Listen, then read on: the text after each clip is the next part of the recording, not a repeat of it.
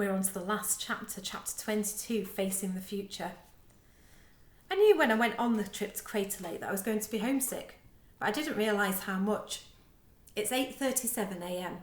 I know that because I got my phone back, and I'm sitting on the sofa in the snug room of my house. Katya and Chet's both managed to call for help, and not long after my final showdown with Hosh, the police showed up, followed by ambulances, some official-looking guys in suits, and all of our parents. They'd found Trent not far from the activity centre, crying on a tree stump. He'd used up all the oxygen, run out of snacks, and got lost in the woods. They asked us some questions while we were there, and then let us go home to rest. I've sat here a million times. This is my favourite room in the house, but this time it's different. I can't believe you kept this house hidden from us all this time, Chet says. It's like a mansion. And there was everyone thinking you were a tramp from the wrong side of the tracks. Mac shoves a whole burger into his mouth. I never said we were poor, I say, and dunk a chip in some ketchup. Well, now we can come here every weekend. Katya is lying on the other end of the sofa, yawning like she hasn't slept for, 2 days and 2 nights. You'll still come, won't you? Aidan checks, even though you're going to Bing with the genius kids. I'm not going to Bing, Aid says. What? Mac nearly chokes on his burger. I never said I was going there. It's not for me. I'm going to Latham with you guys. We all stare at her in surprise. It's like I told you at Crater Lake, she says. People are always making assumptions. Our parents are all in the kitchen having some kind of crisis meeting, so we eat and chat and laugh together until the tiredness starts to catch up with us. Katya falls asleep first, curled up like a kitten. Then Mac just passes out on the floor with a pillow under his head. I guess he's used to sleeping rough, so our carpet is probably pretty comfortable in comparison.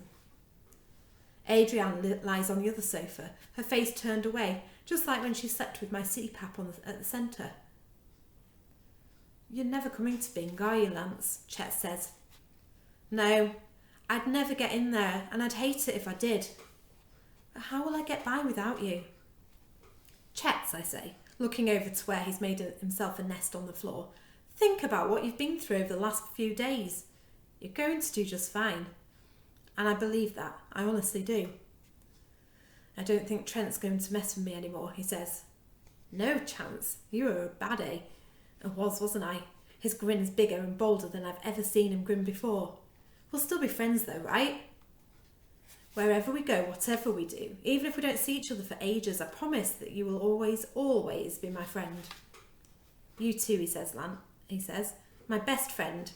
Night, Lance. And he lets his head fall onto the pillow. Within 2 minutes, he's snoring gently like a bear cub.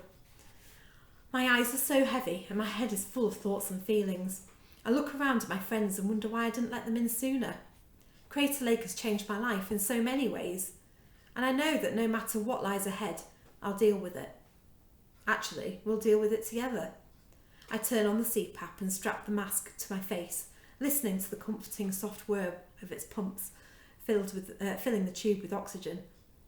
Then I let my eyelids drop, and in a safe and happy place, with a full stomach and the people I love around me, I snuggle into a warm haze of contentment and finally go to sleep. So that is the end of the book. There is a sequel coming out in May this year called Crater Lake Evolution. So I'm just going to read this to you because this might be a book that you want to get hold of later on in the year. So it says, just when you thought it was safe to go back to sleep. It's 5 months since the nightmare Year 6 school trip to Crater Lake, and Lance and his friends have started at their new schools. But something has gone very wrong in their hometown of Straybridge.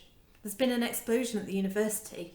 A mysterious test creature is apparently on the loose, and no one is allowed in or out of town until it's recaptured.